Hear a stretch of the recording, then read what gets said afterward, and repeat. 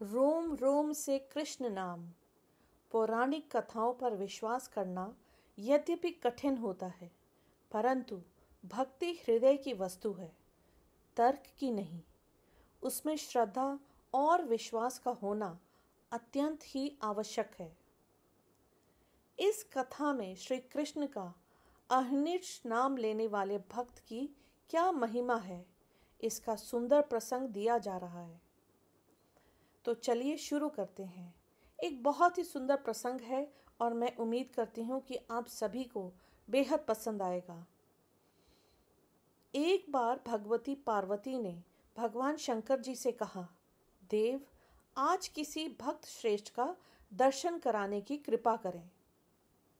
अब भगवान शंकर तत्काल उठ खड़े हुए और बोले, जीवन के वही क्षण सार्थक हैं जो भगवान के भक्तों के सानिध्य में व्यतीत होते हैं। भगवान शंकर पार्वती जी को वृषभ पर बिठाकर चल दिए। पार्वती जी ने पूछा कि हम कहाँ जा रहे हैं। शंकर जी ने कहा, हस्तिनापुर चलेंगे। जिनके रथ का सारथी बनकर श्री कृष्ण ने स्वीकार किया, उन महाभाग्यशाली अर्जुन के अतिरिक्त श्रेष्ठ भक्त पृथ्वी पर और कौन हो सकता है। श्री कृष्ण और अर्जुन एक ही आत्मा के दो रूप हैं। हस्तिनापुर में अर्जुन के भवन के द्वार पर पहुंचने पर भगवान शंकर को पता लगा कि अर्जुन तो सो रहे हैं। अब पार्वती जी को भक्त का दर्शन कराने की जल्दी थी, परंतु शंकर जी अर्जुन की निद्रा में विघ्न डालना नहीं चाहते थे। उन्होंने श्री कृष्ण का स्मरण किया। तत्काल ही श्री कृष्ण उद्धव जी, रुक्मिणी जी और सत्यभामा जी के साथ पधारे और शंकर पार्वती को प्रणाम कर उनसे आने का कारण पूछा। अब शंकर जी ने कहा, आप भीतर जाकर अपने सखा को जगा दें, क्योंकि पार्वती जी अर्जुन के दर्शन करना चाहती हैं।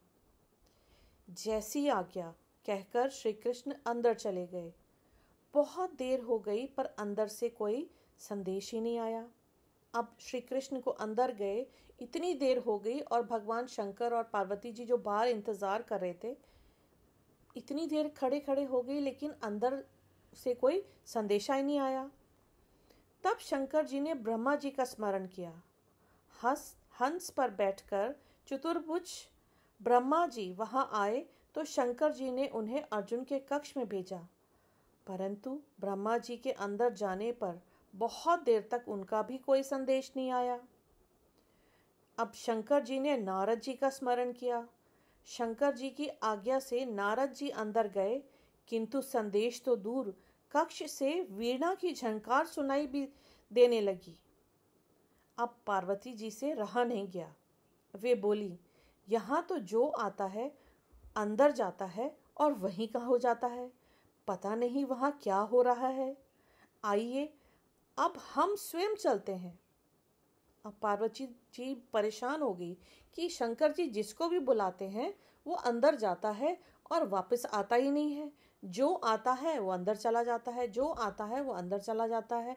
पता नहीं ना जाने अंदर हो क्या रहा है कि जो भी आता है अंदर जाता है और उसके बाद ना कोई संदेश और ना ही कोई बाहर आता है। अब पार्वती जी की बात मानकर भगवान शंकर पार्वती जी के साथ अर्जुन के कक्ष में पहुंचे।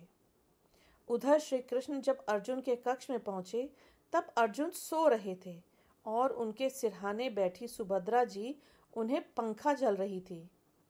जानते हैं ना, सुभद्रा जी श्री कृष्ण की बहन थी। अपने भाई श्री कृष्ण को आया देखकर वे खड़ी हो गईं और सत्यभामा जी पंखा झलने लगी। उद्धव जी भी पंखा झलने लगे। रुक्मिणी जी अर्जुन के पैर दबाने लगी। तभी उद्धव जी व सत्यभामा जी चकित होकर एक दूसरे को देखने लगे। श्री कृष्ण ने पूछा, क्या बात है? तब उद्धव जी ने उत्तर दिया, धन्य है ये कुंती नंदन, निद्रा में भी इनके रोम रोम से श्री कृष्ण की ध्वनि निकल रही है। तभी रुक्मिणी जी बोली, वह तो इनके चरणों से भी निकल रही है।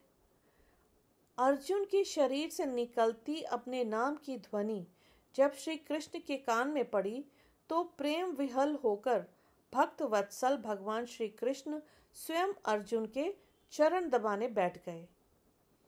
भगवान श्री कृष्ण के नवनीत से भी सुकुमार हाथों के स्पर्श से अर्जुन की निद्रा और भी प्रगाढ़ हो गई मतलब और भी गहरी हो गई। उसी समय ब्रह्मा जी ने कक्ष में प्रवेश किया और यह दृश्य देखा कि भक्त सो रहा है और उसके रोम रोम से श्री कृष्ण की मधुर ध्वनि निकल रही है। स्वयं भगवान श्री कृष्ण अपनी पत्नी रुक्मिणी जी के साथ उनके चरण दबा रहे हैं। ब्रह्मा जी भाव विहल हो गए और अपने चारों मुखों से वेद की स्तुति करने लगे। इसे देखकर देवर्षि नारद भी वीणा बजाकर संकीर्तन करने लगे। किसी को भी स्मरण नहीं रहा कि वे अर्जुन को जगाने इस कक्ष में आए थे। अब ये है माजरा कि जो भी अंदर गया वो बाहर क्यों नहीं आया, क्योंकि जो भी अंदर गया वो अंदर का दृश्य देखकर ऐसा भाव विभोर हो गया कि उसे कुछ सुध बुध ही नहीं रही कि बाहर शंकर जी और पार्वती जी उनके संदेश का इंतजार कर रहे हैं। अब भगवान शंकर व पार्वती जी भक्त और भगवान के इस अलौकिक दिव्य प्रेम को देखकर प्रेम के अपार सिंधु में निमग्न हो गए। शंकर जी का डमरू डिम डिम डिम डिम डिम डिम निदाद करने लगा और वे नृत्य करने लगे। अब इतना मनोरम दृश्य था, सोचिए इतना मनोरम दृश्य था कि श्री कृष्ण अर्जुन के पैर दबा रहे हैं और अर्जुन के पैर से श्री कृष्ण की आवाज़ आ रही है और ब्रह्मा जी वेद बोल रहे हैं, गा रहे हैं और नारद जी अपनी वीणा बजा रहे हैं और शंकर जी दृश्य देखकर अपना डमरू डिम डिम डिम डिम बजा रहे हैं और उस मनोरम दृश्य में विलीन होकर नाच रहे हैं। पार्वती जी भी स्वर मिलाकर हरि गुण गान करने लगी। इस तरह सच्चे भक्त के अलौकिक दिव्य प्रेम ने भगवान को भी भाव विह्वल कर दिया। नाम ही जपे शून्य मन धरे, पांचों इंद्रिया वश में करे, ब्रह्म अग्नि में होए काया, ताके विष्णु पराखे पाया। भगवान के नाम में विलक्षण शक्ति है। जिस प्रकार किसी व्यक्ति का नाम लेने पर वह आता है, उसी तरह श्री कृष्ण नाम का उच्चारण करने पर वह तीर की तरह लक्ष्य भेद करता हुआ सीधे भगवान के हृदय पर प्रभाव करता है, जिसके फलस्वरूप मनुष्य श्री कृष्ण कृपा का भाजन बनता है।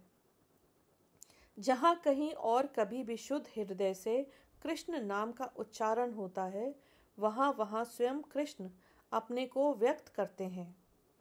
आज इस घोर कली काल में भगवान तो प्रकट है नहीं जो कलियुगी मानव का उद्धार करें, परंतु उनका नाम तो है ही।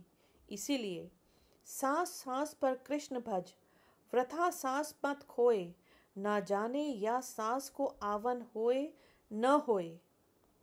तो इसीलिए भगवान का नाम, श्री कृष्ण का नाम जपते रहिए, क्योंकि श्री कृष्ण, जब भी आप श्री कृष्ण का नाम जपते हैं तो वो आपको दर्शन किसी न किसी रूप में अवश्य देते हैं। आप जब भी उनका नाम लेते हैं, ये मानी हुई बात है कि जब भी आप राधे कृष्ण या कृष्ण उनके नाम का उच्चारण करते हैं, सच्चे मन से उनको पुकारते हैं, तो वो किसी न किसी रूप में आकर आपको दर्शन अवश्य देते हैं। तो कहिए कैसी लगी आपको हमारी ये प्रसंग, ये कहानी। अगर आपको पसंद आई हो तो प्लीज़ हमें इसके बारे में ज़रूर लिखें।